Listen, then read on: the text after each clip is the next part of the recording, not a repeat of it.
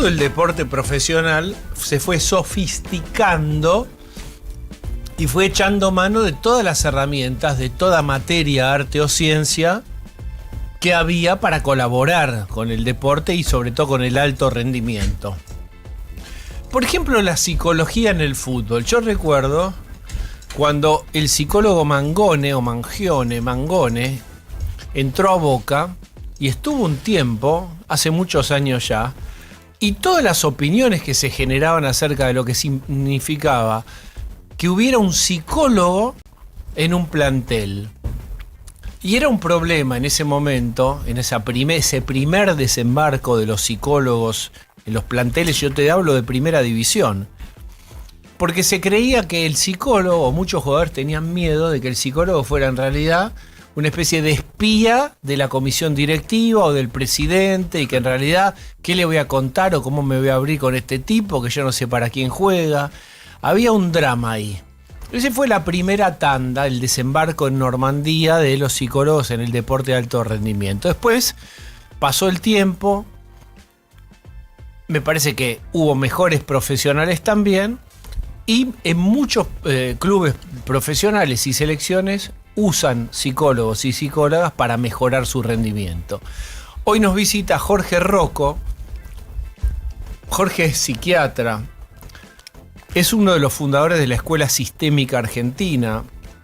Hace muchísimos años que es terapeuta, además de profesionales de alto rendimiento, tenistas ATP, cuyo nombre no podré revelar, pero de lo primero y que más alto que se les ocurra.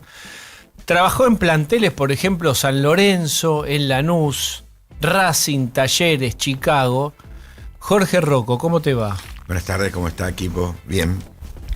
¿Qué decís de esto que yo digo de antes se le desconfiaba un plantel, entraba un psicólogo? ¿Y este quién es? ¿Qué quiere? Y lo mío peor, porque yo soy psiquiatra encima. Así que lo primero que te dicen, inclusive en la vida cotidiana, ¿qué vos sos psiquiatra, que estás loco? Así que tenía que arrastrar con muchas cosas en contra. Yo fui contemporáneo de Mangione. Cuando él estaba en Boca, yo estaba en San Lorenzo, en el 92. ¿Qué pensaban los jugadores cuando entra un Jorge Rocco por la puerta del vestuario y dice, acá el licenciado, el doctor, va a ser el psiquiatra psicólogo del grupo? ¿Te cuento la anécdota? Sí. Pretemporada, Villa Gesell, San Lorenzo, Nano Arián técnico. Yo llego a la temporada, están cenando, me recibe el Nano, que ni sabía quién era yo. Me presenta Miele, que me había acompañado, y el Fernando doctor, Miele, que hizo la cancha. Y el doctor Hugo Lobe. Y me dice, así, bueno, dale, pasa. Entro al salón y dice, señores, con ustedes Jorge Freud.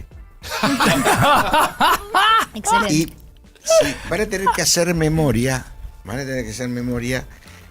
En ese momento mi barba era negra, pelo largo, y era igual a un jugador de Huracán que jugaba en Boca, un 7.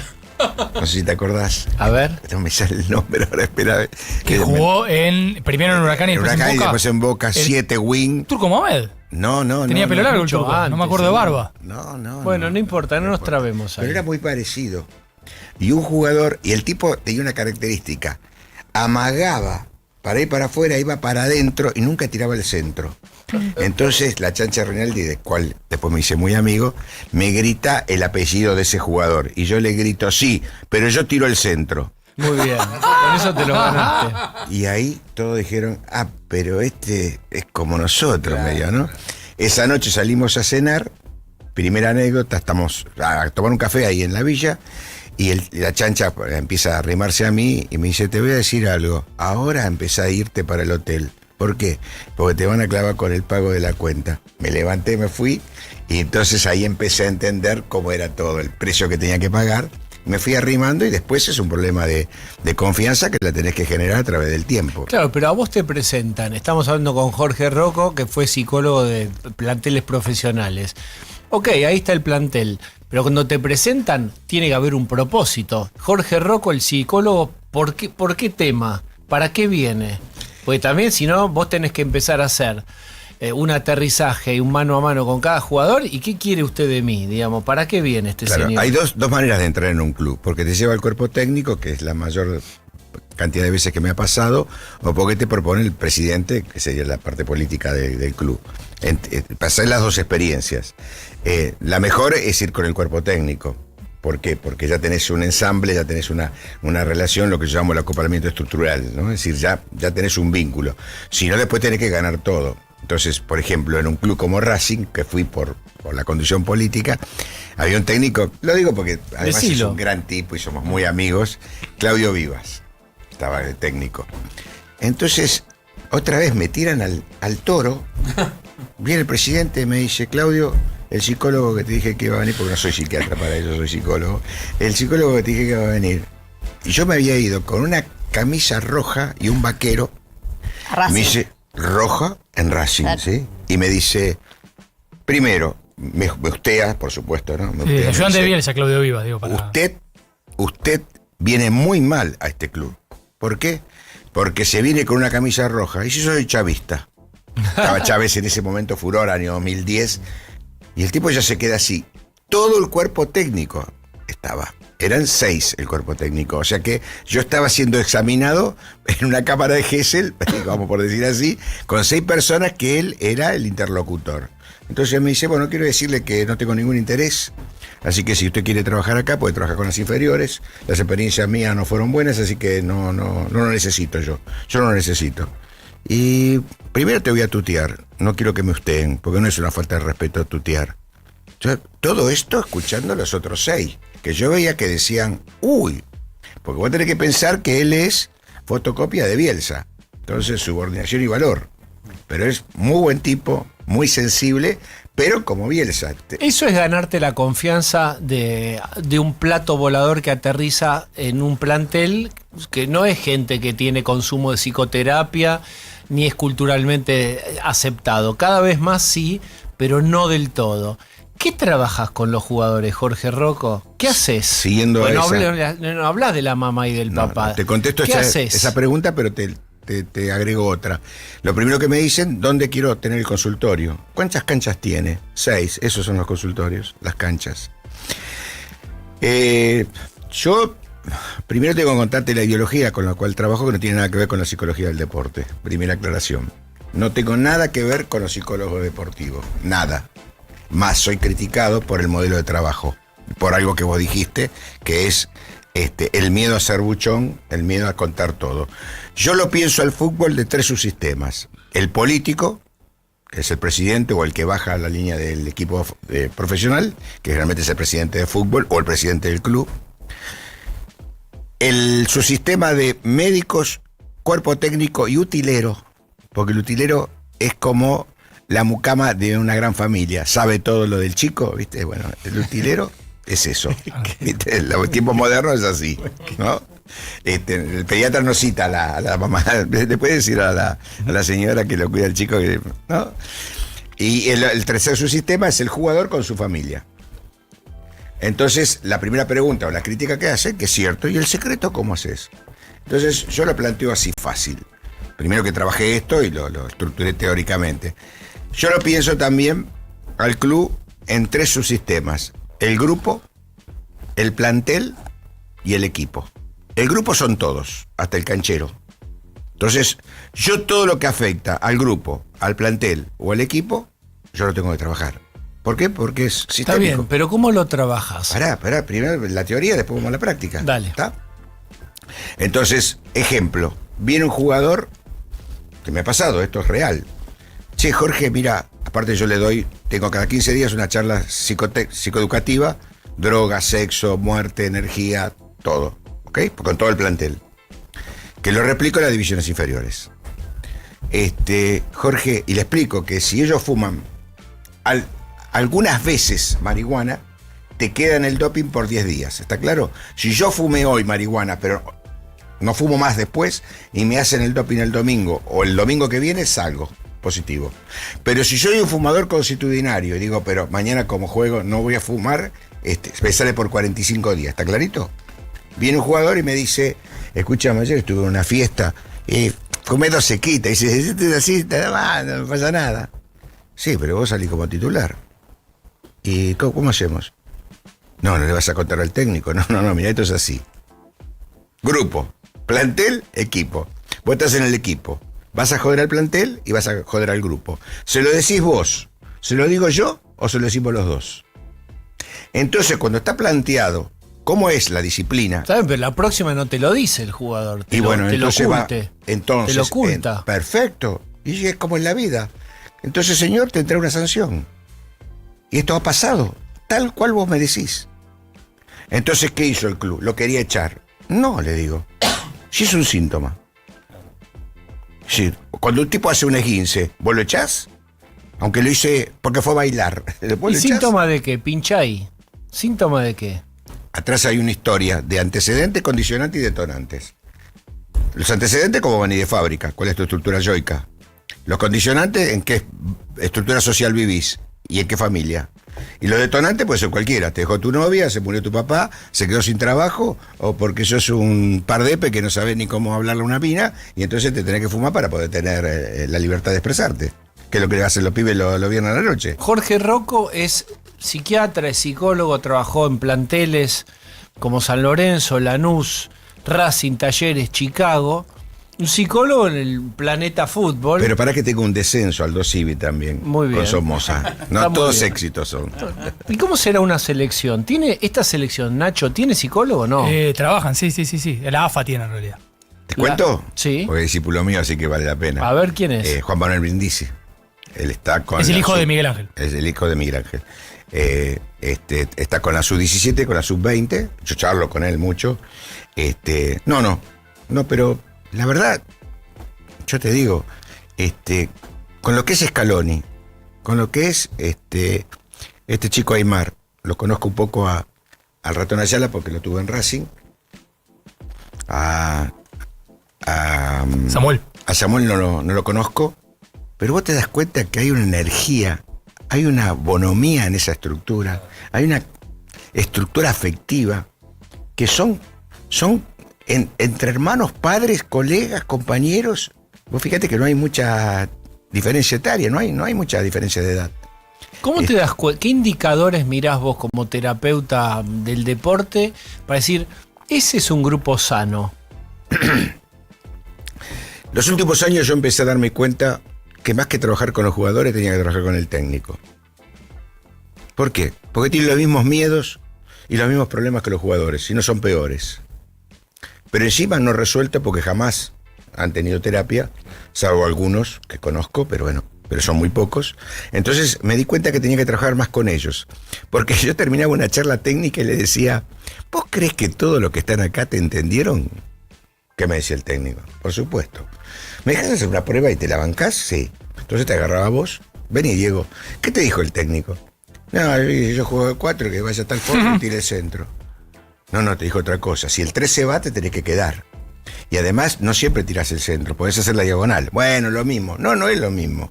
Porque si toda la información que él te da, vos no la tenés toda procesada y la tenés incorporada y no me la decís, quiere decir que la parcializaste, tomaste lo que querías. Entonces, ¿cómo se lo demuestro esto al técnico? Lo pongo a todos los jugadores el primer día en línea. Esto es casi de entrada cuando tengo confianza, ¿no? Con el técnico. Entonces digo, den un paso al frente todos los que tienen el padre vivo. Ponele de 30 jugadores, 20 dan un paso al frente. Después digan todos los que tienen una novia y 10 hacen el padre. Entonces, cuando voy nombrando posibilidades, van quedando todos en lugares distintos, ¿sí? ¿Me van entendiendo? Sí. Entonces, yo no puedo comunicar igual a todos. No hay un número de zapatos, un solo número de zapatos. Hay muchos números de zapatos. Bueno, las cabezas de los jugadores son muchos números de zapatos. Del 35, el 40, el 42. Y el técnico habla a todos como igual. Es lo que pasa en la educación argentina. La maestra enseña como si tuviese 37 o 40 alumnos que son todos iguales. Bueno, Guardiola, Jorge, siempre cita a Julio Velasco, el técnico argentino de vóley, que trabajó un tiempito muy cortito en la Lazio en Italia, tipo como director deportivo, que Guardiola dice, yo me junté con Velasco porque lo escuché en una entrevista decir lo que acabas de decir vos. O sea, ¿cómo hacía para manejar un grupo? Dijo, no, y depende del jugador. Pero vos, Jorge, vos estás haciendo quedar como un pavo al técnico ahí. ¿Cómo haces con eso? No.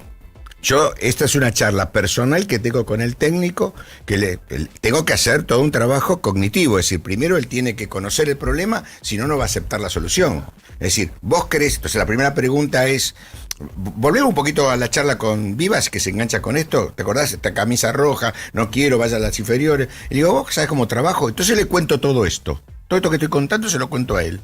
Le digo, así que yo no tengo nada que ver. A mí dice, pará. Hagamos una cosa, dice. Faltaban 4 partidos para terminar el torneo. Quédate estos 4 partidos, trabajás cerca mío y yo te digo si te quedás. No, estás equivocado. Yo también te voy a decir si me quedo. ¿Cómo? Claro. Yo quiero saber cómo nos relacionamos vos y yo. Vos no me estás tomando, nos estamos tomando.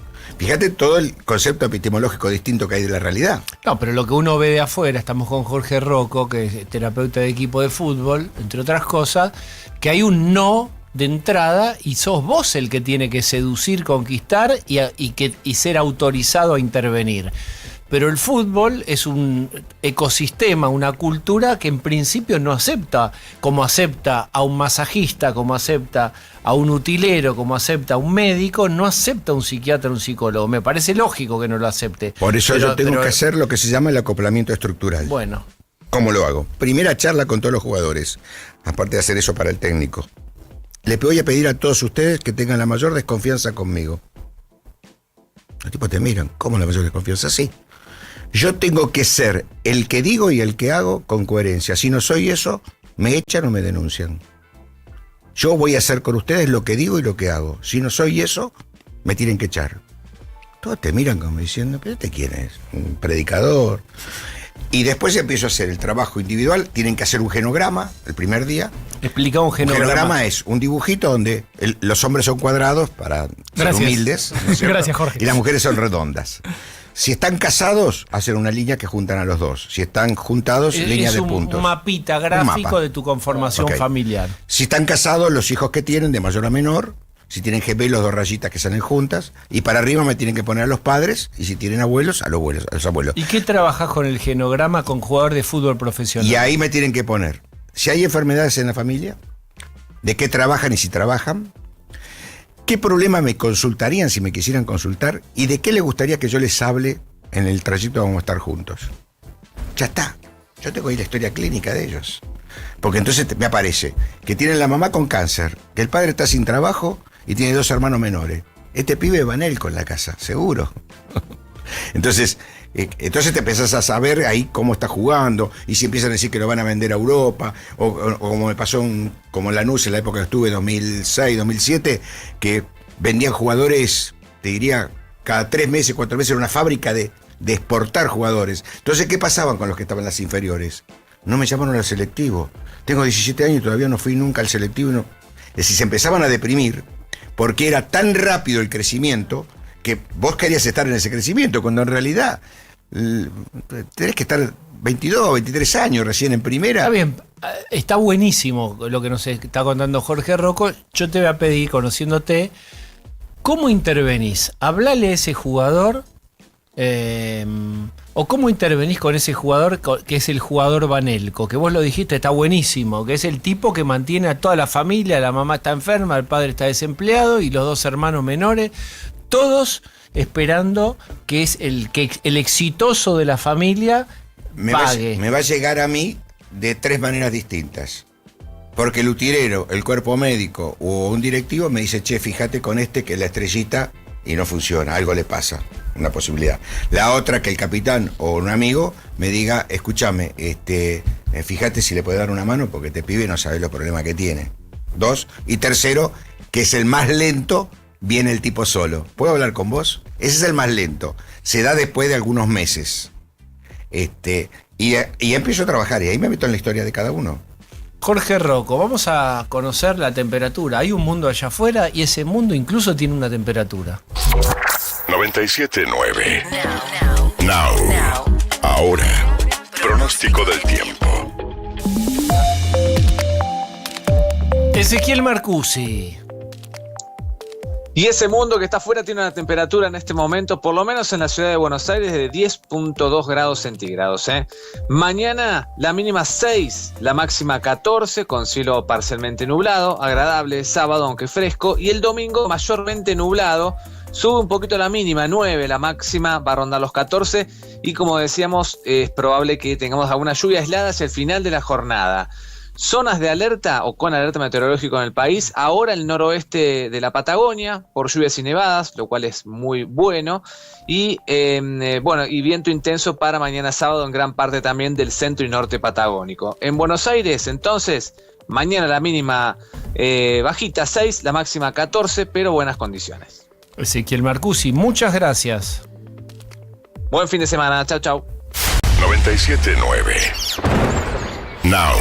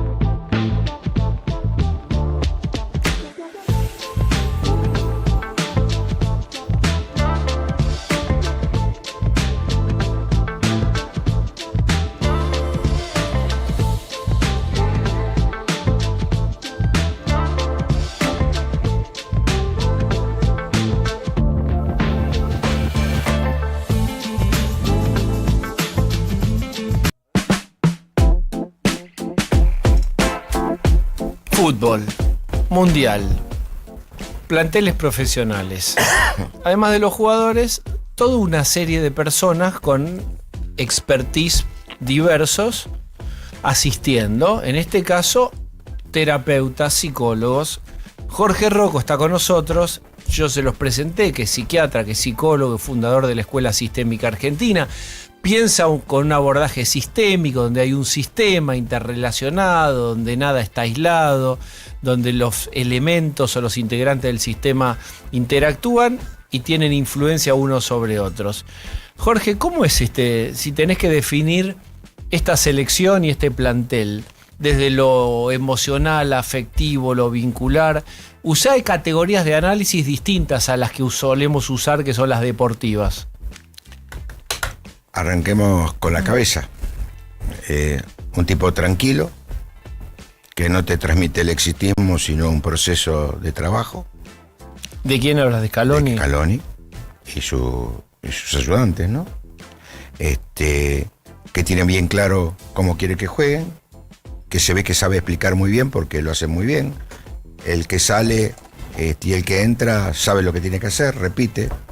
Casi hubo partidos, ¿se acuerdan? Que Messi no ha estado y el equipo jugó y produjo la misma diversión de juego, porque lo interesante es que es un juego divertido. No es un juego especulativo, es un juego divertido. Porque todos hablan de la tenencia de la pelota, la tenencia, pero anda para adelante. Y estos van para adelante. Y entonces, si el líder es tranquilo, es lúcido, es explícito, es compañero, es emotivo, es afectivo, se emociona cuando sale el 10 sabiendo que el padre está pasando por un 13 muy difícil y le agradece lo que él hizo por él y por el equipo, ¿qué más querés? Yo ahí no tendría trabajo. ¿Me seguís? Y después la respuesta que tiene el grupo, es decir, lo que le devuelve el grupo a él. Es decir, que los ves siempre divertidos, los ves siempre agrupados, los ves siempre complementándose. Es decir, me parece que arman un equipo en serio. No que están juntos, porque hay planteles que están juntos, pero no son equipos. Como un equipo de trabajo. ¿Y cómo hace, Nacho, vos? Perdón, Jorge, perdón, Diego. Pero yendo a eso, sé que me llamaba mucho la atención, me parecía que estaba como bastante piola. No me quiero meter en el tema de nuevas masculinidades porque no tengo la teoría encima. Pero, ¿cómo se comentan en Instagram? Tipo, te quiero mucho, un corazón. Eso, en un hombre es raro, en un jugador de fútbol es más raro. Y encima están en la máxima noticia. Claro, por ejemplo, no sé, el Dibu Martínez postea acá entrenándome en el Aston Villa. Entonces aparece un posteo de Rodrigo de Paul que le dice sos un animal, una bestia, te extraño. Y aparece abajo Licha Martínez desde el Manchester y le dice te quiero mucho, sos un fenómeno con un corazón. Es una cosa de loco, ¿entendés? Eso al máximo nivel. Hombres Los queremos. en la selección argentina. Y andá después del partido de Arabia Saudita, ¿qué dice el Dibu? Estuve como nunca hablando con mi psicólogo. Bueno, eso teléfono. también. Bueno, pero el Dibu, Enzo Fernández también, mismo Scaloni, todos cuentan que hacen terapia, que necesitan terapia, que antes que vos decías hacer un tabú, hoy no hay un futbolista que no cuente, no diga que va a Entonces terapia. eso empieza a desmistificar el lugar del héroe. ¿Qué héroe? Son como nosotros, de carne y hueso. Y encima se divierten, ganan dinero y son felices entre ellos. Yo compro. Pero fíjate, ese lenguaje, el lenguaje del corazoncito, de te extraño, es decir, la exteriorización de la emocionalidad no era muy normal, ni en los varones ni en los futbolistas. Pero ¿en cuántos reportajes Scaloni ha llorado?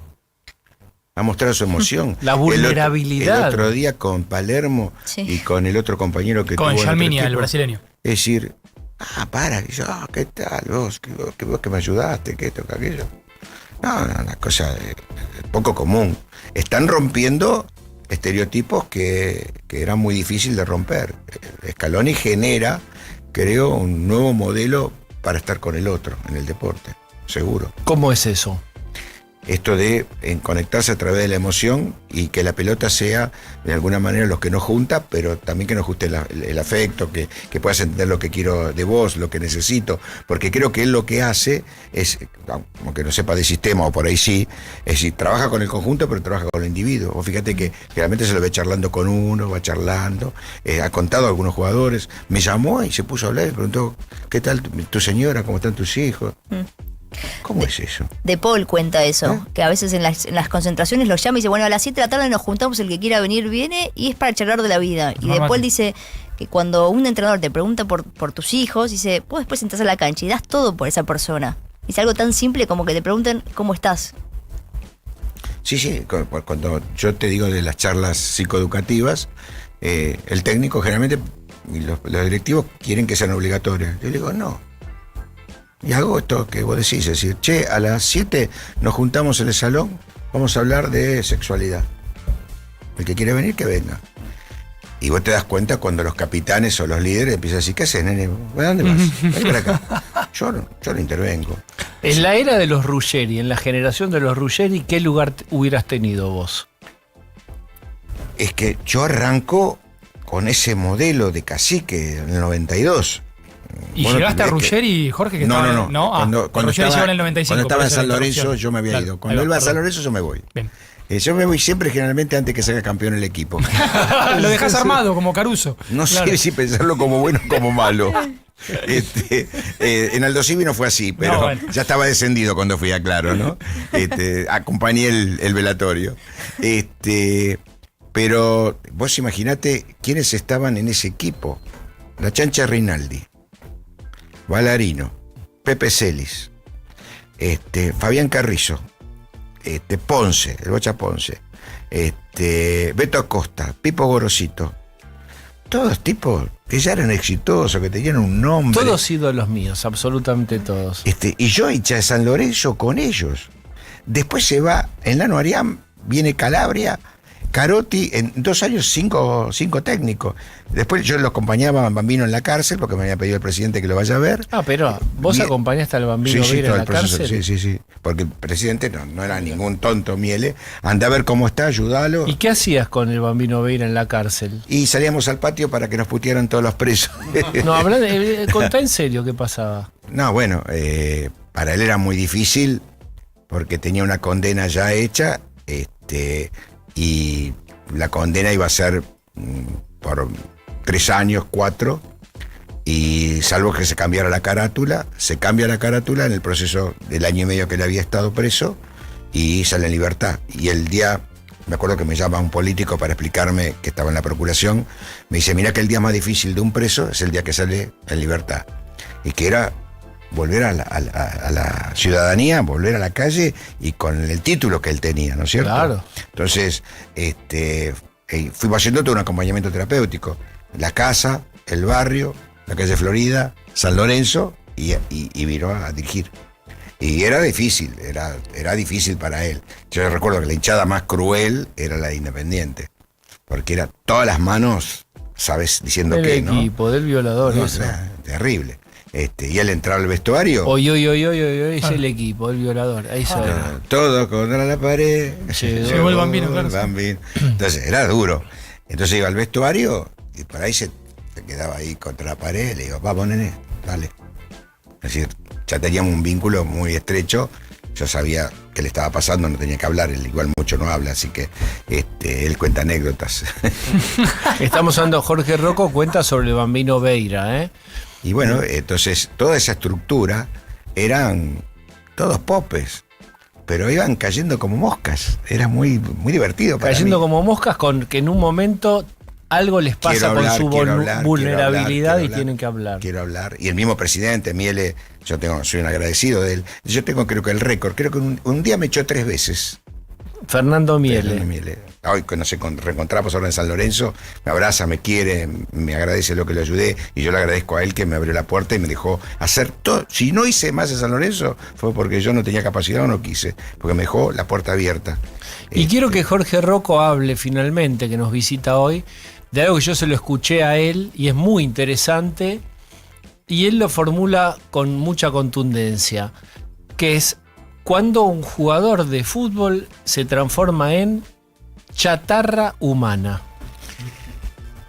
Soy criticado por eso, pero creo que define metafóricamente lo que pasa. Es decir, yo digo que el fútbol es la fábrica de chatarra humana más importante, porque en el periodo que tienen que estudiar, están entrenando y generalmente no estudian, y si estudian van pasando de grado volteando la pared, no porque tienen capacidad. En general estoy hablando, porque hay médicos, hay contadores, hay profes de educación física que han jugado y que están estudiando.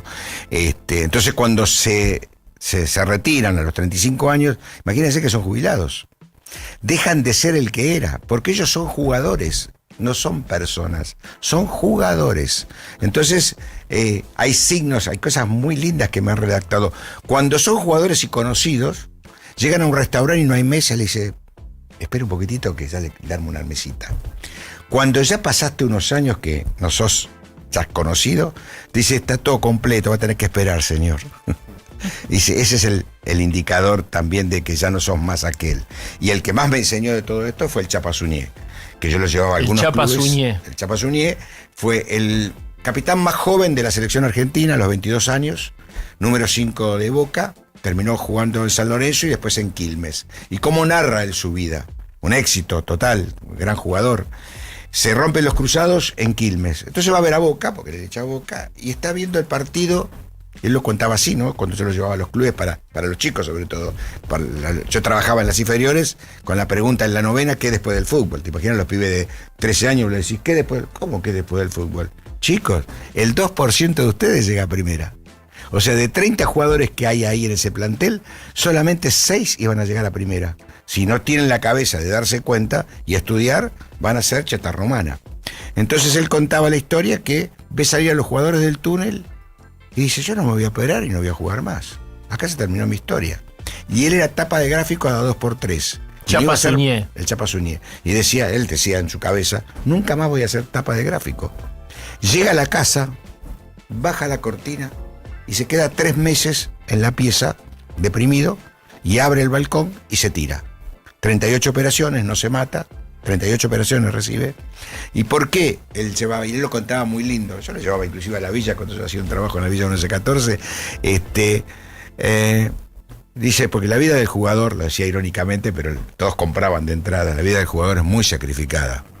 Nos levantamos 7:30 de la mañana, 8:30, ahí se desayunaba en la casa, desayunábamos, llegábamos al club a las 9, entrenábamos hasta las 11:30, almorzábamos 12:30 en casa, dormíamos la siesta porque estábamos muy cansados, porque habíamos trabajado mucho, dormíamos la siesta hasta las 4 o 5 de la tarde, después yo me iba al Club Pompeya a jugar al tute o al mus, a las 7:30, porque era muy ordenado, sí, pero él lo contaba así, 7:30, 8, llegaba a mi casa, cenaba y me iba a dormir. Muy sacrificada la vida. Qué hijos de puta que somos, decía. El colectivero y el panadero que se levantan a las 5 de la mañana y nosotros, no tenemos, muchachos, no, por favor estudien. Ahí venía todo después el muchachos no sean chatarra, ¿no? Y ojo que estamos hablando por ahí, Suñé no tenía mucho dinero, pero yo estoy hablando de jugadores que ha atendido con 3, 4 millones de dólares en el banco y con depresión. Porque no son, eran, y que eran jugadores, y ahora que son personas. ¿Qué personas? No sé qué hacer. Tengo campo, tengo un centro deportivo, pero la verdad que se les fue el deseo, porque el fútbol los deja a ellos jamás dejan el fútbol. Por eso por ahí empiezan a jugar en un country, o juegan en un equipo de la B, o del barrio, del pueblo, para calmar esa angustia, ¿no? Es terrible, y en esto nadie los prepara. Nadie. Ningún club prepara, ningún club tiene como protocolo. Señor, cuénteme, ¿usted qué va a hacer después que termine de jugar al fútbol? ¿Qué? No, nosotros trabajamos eso. Esto es una de las cosas que yo propongo en los clubes cuando voy. Pero arrancando desde las inferiores. Por eso muchos clubes tienen escuelas, o tienen una exigencia. El primero que empieza con todo esto, ¿te acordás de Mario Grigol, en Ferro? Es decir, si un jugador compraba un coche con su primer sueldo, le pegaba un cachetazo y se lo hacía devolver. Es decir, primero estudiá, primero comprate un departamento, después un coche. Era un maestro de la vida, Grigol. Pero bueno, intuitivamente, pero es por ahí. Jorge Rocco, voy a aprovecharte al máximo. Y en los tenistas de altísima competencia, ¿qué patrón o qué psicología diferente a un futbolista de alto? ¿Hay una cabeza diferente del tenista, del futbolista, ambos de alto rendimiento? Te lo digo porque yo sé que atendiste tenistas de ATP importantísimos. El narcisismo es altísimo, porque ellos son el triunfo o la derrota, todos juntos, están ahí, no dependen de nadie. En el fútbol vos tenés 10 compañeros que te pueden salvar, tenés una lesión, no tenés ganas de jugar, te pueden cubrir, pero ahí son todos ellos. Entonces, una mínima distracción, pierden fortunas. Y entonces, ¿cómo es la vida de ellos? También, ¿cómo es la vida de ellos? La vida de ellos es un avión, un hotel, un torneo. Entonces, muchos de ellos por eso viajan con una pareja o viajan con los amigos, le pagan todos los amigos, porque es una vida muy solitaria. Hasta los 35 años, más o menos, ahora juegan más, pero hasta los 35 años es eso: un avión, una cancha y un hotel. Entonces, si no tuviste pertenencia en el principio de la adolescencia, no hacías más amigos. Hay técnicas, yo creo que vos no haces esto, de concentración para optimizar el saque, para no caerte cuando perdiste 2 tantos seguidos. Viste que también hay una cosa de... Sí. Yo he escuchado a Federer de dar unos consejos de su cabeza de hierro, de qué es lo que tenía que hacer, a Nadal también. Sí, yo me formé también en algunos conceptos de la física cuántica y también con el tema de visualizaciones, entonces ahí tenés un montón de recursos que tienen que ver también con la cabeza del jugador, es decir, y poder hacer meditación. Yo hace 40 años que hago meditación trascendental y sé la ventaja que le da.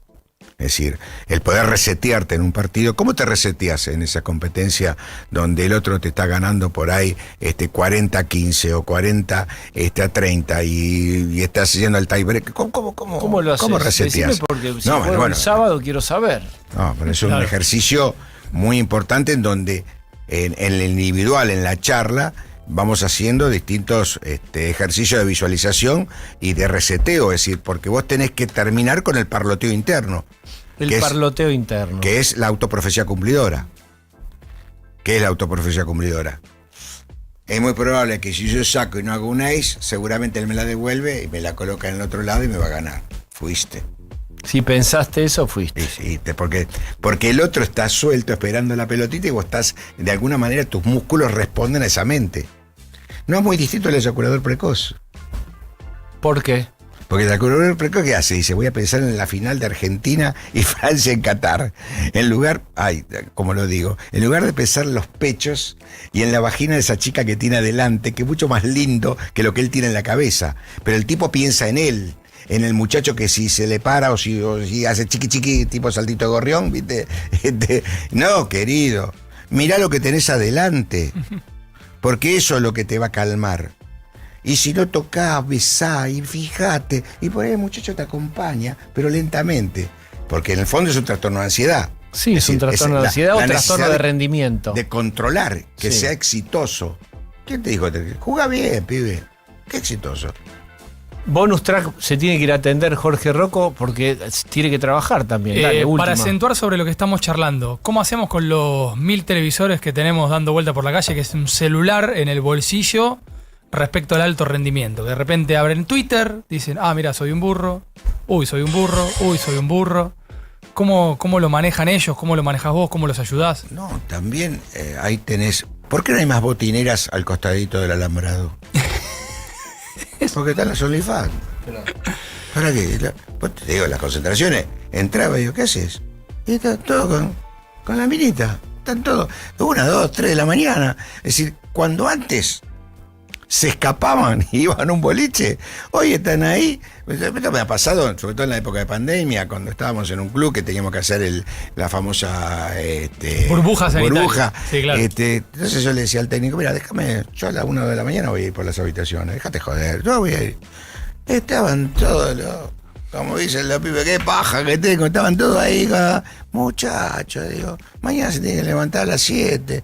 El sueño es muy importante, entonces explicarle todo cómo funciona el cerebro, que tiene 5 velocidades, la importancia que tiene dormir, descansar por las hormonas, todo eso, y esto es lo mismo, no es diferente, porque estoy acá concentrado, mirando, altero la vista, segrego cortisol, es decir, es un desastre. Por eso los pibes van a ser más estúpidos que los padres, esta generación de chicos. ¿Por qué? Porque hoy un chico vos lo llamás y le decís, ¿qué tal? ¿Cómo está? Bien. Saben monosílabos y nada más. Y palabras cortitas y frases. Y aquí estoy. ¿Y cómo estás? Paja. ¿Qué es eso? Paja, ¿qué sé yo? Paja. ¿Pero qué es paja, pibe? Para mí paja es otra cosa. Bueno, no tengo ganas de hacer nada. ¿Y por qué no tenés ganas de hacer nada? ¿Qué querés que haga? No, eso, por las charlas profundísimas. Jorge Rocco, podríamos seguir, se tiene que ir él a atender. Jorge Rocco, gracias. A ustedes por invitarme, me divertí mucho. Gracias, espero que haya sido igual. Now. Nosotros sabemos lo que vendemos. La garrafa blanca de YPF Gas tiene 10 kilos de verdad. Por eso es una garrafa 10. Un 10 seguro, al que le confías todo. Que cuando se enciende, no para. Que tiene el fuego sagrado y te la entrega siempre al pie de la puerta. Elegí la 10. La garrafa blanca de YPF Gas. Cuando aparece en la gripe, desapareces vos. Perdón, chicas, no voy, estoy destruida. Decidex Grip T Forte alivia múltiples síntomas de la gripe, dolor corporal, congestión nasal y fiebre. Chicas, al final voy. Decidex Grip T Forte. Alivio es volver a ser vos. Con paracetamol, fenilefrina y vitamina C. Lea atentamente el prospecto. Ante cualquier duda, consulte a su médico y o farmacéutico. En las mañanas de Now, Juan Pablo Barsky y Eleonora Pérez Caresi te dan su punto de vista para una realidad un tanto cambiante.